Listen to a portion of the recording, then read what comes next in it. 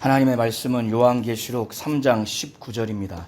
하나님은 우리를 사랑하시기 때문에 책망해서 우리를 징계하십니다. 사생자라면 아무런 책망을 할 이유가 없습니다. 남이라면 간섭할 이유가 없습니다. 주 예수께서 라오디게아 교회에 대해서 보기만 해도, 현재로서는 생각하기만 하더라도 이들의 행위를 너무나 잘 알고 있기 때문에 뜨겁든지 차든지 해야 되는데 미지근해서 내가 지금 토해서 내치고 싶다고 하는 거예요. 그러니까 이 교회 행위를 보시고 판단하시는데 볼 때 역겹다는 거예요. 다 토해내고 싶은 그런 교회라는 거예요. 그런데 이런 교회를 향해서 주님이 애정이 있습니다. 사랑하는 마음이 있기 때문에 책망해서 징계를 하고자 하시는 거예요. 사랑하기 때문에. 징계한다는 것은 훈련한다는 겁니다. 책망해서. 무릇 징계를 받는 자가 슬프죠. 슬퍼 보입니다. 이 세상에서도 부모님께 야단 맞고 혼나는데 기분이 좋을 자녀가 없듯이 책망을 받으면, 책망은 인간적인 감정으로, 인간적인 시각으로는 좋은 느낌이 없습니다. 받는 사람도 옆에서 보는 사람도. 사생자가 아니기 때문에 책망해서 징계한다는 거예요. 사랑하기 때문에. 내치기 전에 지금 현재 상태는 역겹다는 거예요. 이 교회가 역겹다는 거예요. 토하고 싶다는 겁니다.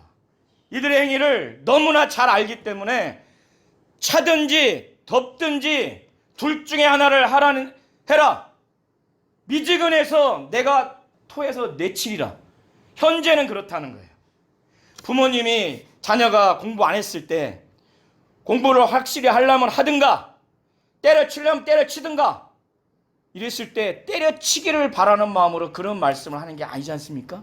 이쪽으로 하라는 의미에서 명확하게 하라는 거예요. 의지를 세워서. 이 라오디게아 지역은 금융업이라든가 무역의 그 요충지여서 상업도 발달돼 있어요.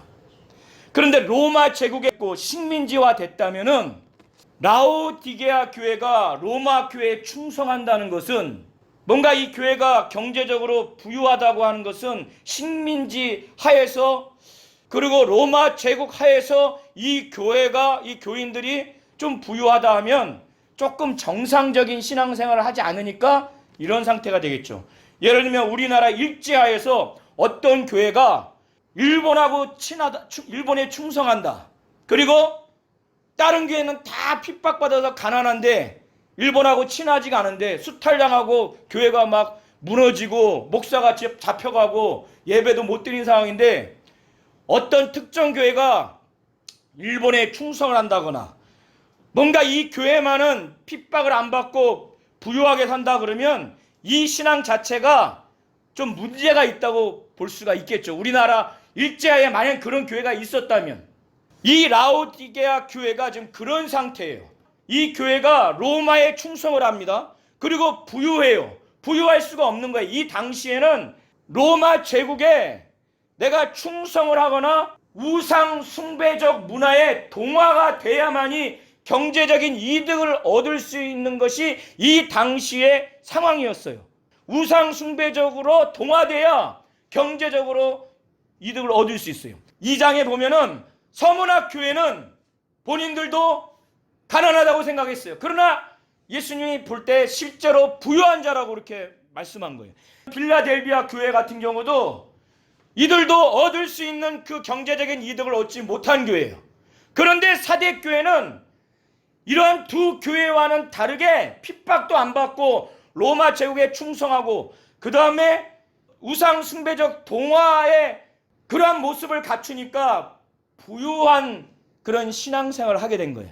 그러니까 예수께서 이들은 스스로 말하기를, 17절 이하를 보시면 라오디게아 교회가 자기들이 말을 하는 거예요. 우리는 부자다. 부자기 때문에 부유해서 부족한 것이 없다. 이렇게 자기들은 자기들의 그 교회의 영적인 상황을 그렇게 보는데 예수는 전혀 다르게 봅니다. 너희는 너희들의 영적인 실상을 알지 못한다. 너희들은 가난하고 영적으로 가난하고 눈이 멀어 있고 옷을 뻘게 벗은 수치스러운 상황이 됐다는 거예요. 그리고 곤고하고 가련한, 곤고하다고 하는 것은 원어의 본래 의미는 아주 비참하다는 거예요. 비참한 상황을 너희들이 알지 못한다는 거예요. 이들이 자신들의 영적인 상황이 구약적인 그 복의 개념, 하나님이 우리에게 복 주시고 우리와 함께 하시면은 우리가 갖고 있는 모든 땅을 차지하고 육신에 갖고 있는 물질의 복을 받는 것이다라고 하는 구약적인 개념을 갖고 있어서 그런지 자기들은 하나님이 함께 하시고 하나님이 우리에게 복을 주신다, 그런 생각을 했던 것 같아요. 그런데 예수께서는 전혀 다르게 말씀하고 있습니다. 자, 17절로 18절을 함께 합독하도록 하시겠습니다. 이들이 지금 예수께서 라오디게아 교회의 영적인 실상을 자기들도 그렇게 느꼈다면은 우리가 영적으로 지금 무지 가난하다, 피폐하다, 그리고 영적으로 완전히 뻘게 벗었고 앞을 볼 수가 없다, 영적으로 지금 감각이 없는 거예요. 영안이 없는 거예요. 영적으로 분별이 없는 거예요. 자기들이 교회를 그렇게 운영하고 나서 자기들은 영적으로 아주 부유한 자들이다, 신앙생활 잘하고 있다, 이렇게 생각하고 있는 거예요.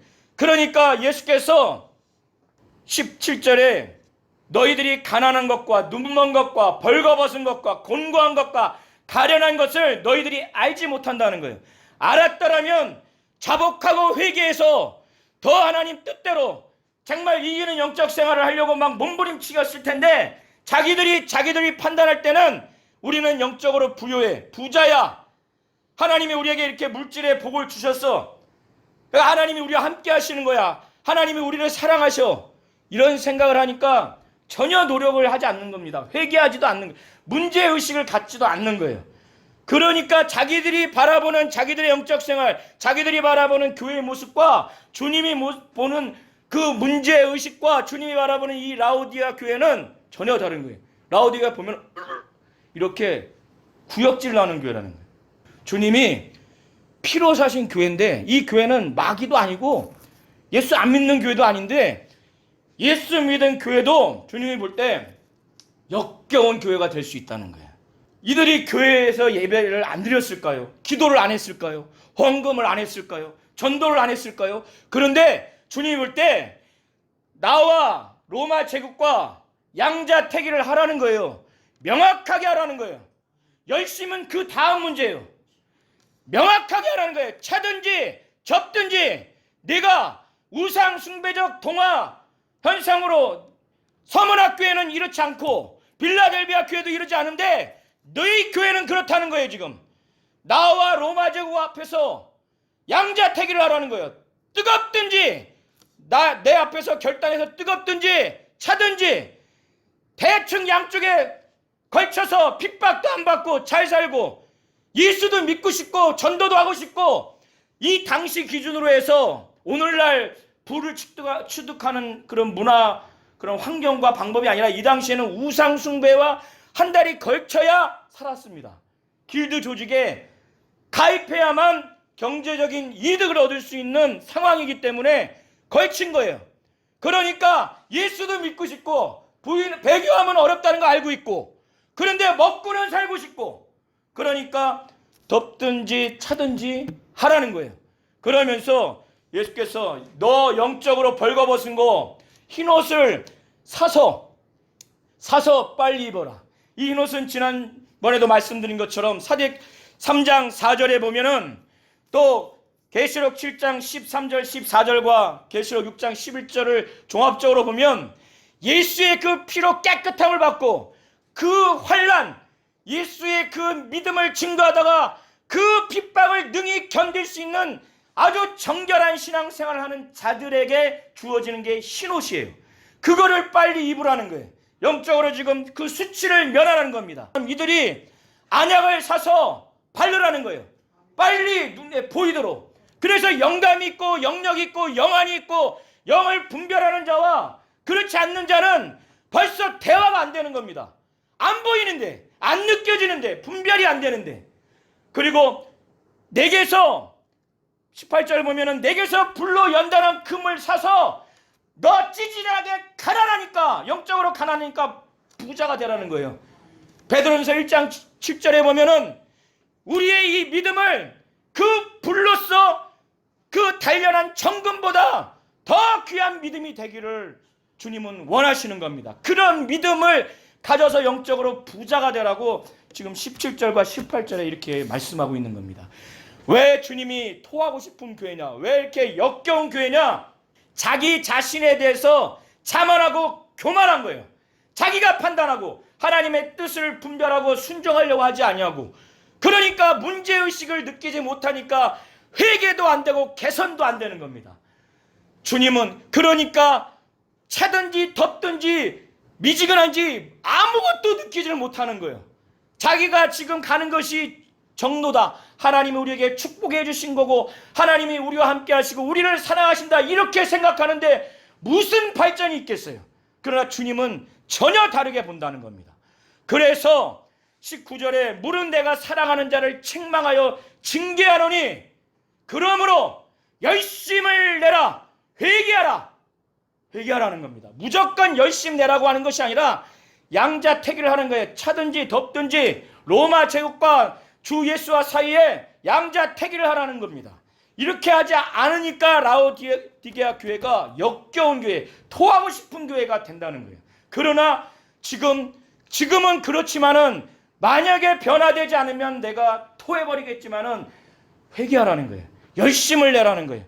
이들에게 주님이 이 세상에서 공생애를 이기면서, 견디면서, 이기면서, 그는 그 빌립보서 2장 5절 이하에 보시면은 그는 모든 이름 위에 뛰어난 이름을 그에게 주셔서 하나님이 하늘에 있는 자들과 땅에 있는 자들과 땅 아래에 있는 모든 자들이 그 이름에 무릎 꿇고 예수를 주라 신하여 하나님께 영광 돌린 것처럼, 그 예수가 하나님 보좌 우편에 그 보좌를 아버지와 함께 하신 것처럼, 이렇게 라오디게아 교회가 회개해서 이기는 영적 생활하면 나와 함께 보좌에 있게 해주겠다고, 그러니 빨리 회개해라, 빨리 뜨거워져라, 이렇게 말하는 겁니다.